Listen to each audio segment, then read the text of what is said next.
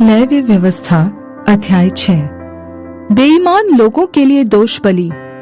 फिर यहोवा ने मूसा से कहा, यदि कोई यहोवा का विश्वासघात करके पापी ठहरे, जैसा कि धरोहर या लेन देन या लूट के विषय में अपने भाई से छल करे या उस पर अत्याचार करे या पड़ी हुई वस्तु को पाकर उसके विषय झूठ बोले और झूठी शपथ भी खाए, ऐसी कोई भी बात क्यों न हो जिसे करके मनुष्य पापी ठहरते हैं, तो जब वह ऐसा काम करके दोषी हो जाए, तब जो भी वस्तु उसने लूट या अत्याचार करके या धरोहर या पड़ी पाई हो, चाहे कोई वस्तु क्यों न हो जिसके विषय में उसने झूठी शपथ खाई हो, तो वह उसको पूरा पूरा लौटा दे और 5वां भाग भी बढ़ाकर भर दे।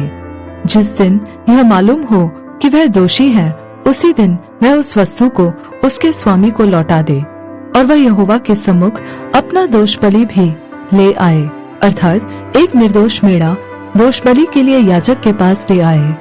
वह उतने ही दाम का हो जितना याजक ठहराए। इस प्रकार याजक उसके लिए यहोवा के सामने प्रायश्चित करे और जिस काम को करके वह दोषी हो गया है, उसकी क्षमा उसे मिलेगी। भांति भांति के बलिदानों की विधि।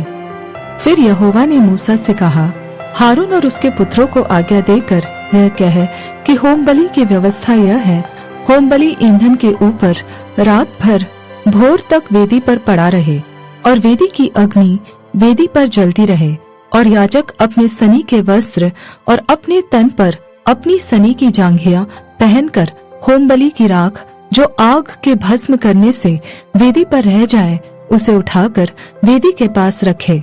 तब वह अपने ये वस्त्र उतार कर दूसरे वस्त्र पहनकर राख को छावनी से बाहर किसी शुद्ध स्थान पर ले जाए। वेदी पर अग्नि जलती रहे और कभी बुझने न पाए, और याजक प्रतिदिन भोर को उस पर लकड़ियां जलाकर होमबलि के टुकड़ों को उसके ऊपर सजाकर धर दे और उसके ऊपर मेल बलियों की चर्बी को जलाया करे। वेदी पर आग लगातार जलती रहे, वह कभी बुझने न पाए। अन्न बलि की व्यवस्था इस प्रकार है। हारून के पुत्र उसको वेदी के आगे यहोवा के समीप ले आए, और वह अन्न बलि के तेल मिले हुए मैदे में से मुट्ठी भर और उस पर का सब लोबान उठाकर अन्न बलि के स्मरणार्थ इस भाग को यहोवा के सम्मुख सुखदायक सुगंध के लिए वेदी पर जलाए, और उसमें से जो शेष रह जाए उसे हारून और उसके पुत्र खाए। वह बिना खमीर पवित्र स्थान में खाया जाए, अर्थात वे मिलाप वाले तंबू के आंगन में उसे खाए। वह खमीर के साथ पकाया न जाए, क्योंकि मैंने अपने हव्य में से उसको उनका निज भाग होने के लिए उन्हें दिया है। इसलिए जैसा पाप बलि और दोष बलि परम पवित्र है, वैसा ही वह भी है। तुम्हारी पीढ़ी पीढ़ी में हारून के वंश के सब पुरुष उसमें से खा सकते हैं।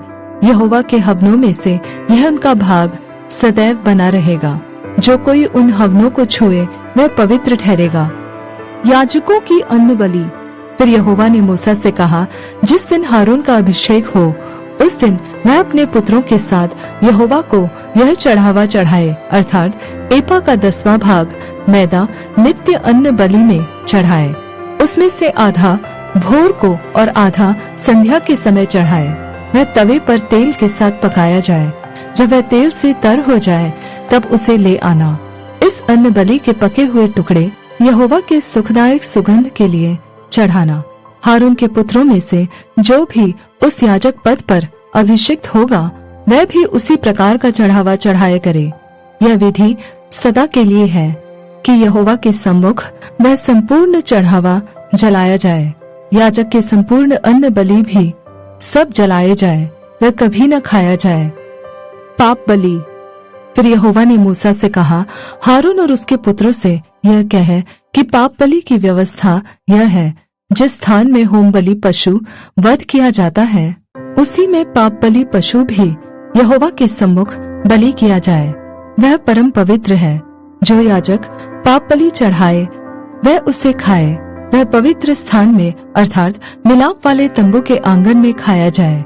जो कुछ उसके मांस से छू जाए वह पवित्र ठहरेगा, और यदि उसके लहू के छींटे किसी वस्त्र पर पड़ जाएं, तो उसे किसी पवित्र स्थान में धो देना। और वह मिट्टी का पात्र जिसमें वह पकाया गया हो तोड़ दिया जाए। यदि वह पीतल के पात्र में उबाला गया हो तो वह मांजा जाए और जल से धो लिया जाए। याजकों में से सब पुरुष उसे खा सकते हैं, वह परम पवित्र वस्तु है। पर जिस पाप बलि पशु के लहू में से कुछ भी लहू मिलाप वाले तंबू के भीतर पवित्र स्थान में प्रायश्चित करने को पहुंचाया जाए, उसका मांस कभी न खाया जाए, वह आग में जला दिया जाए।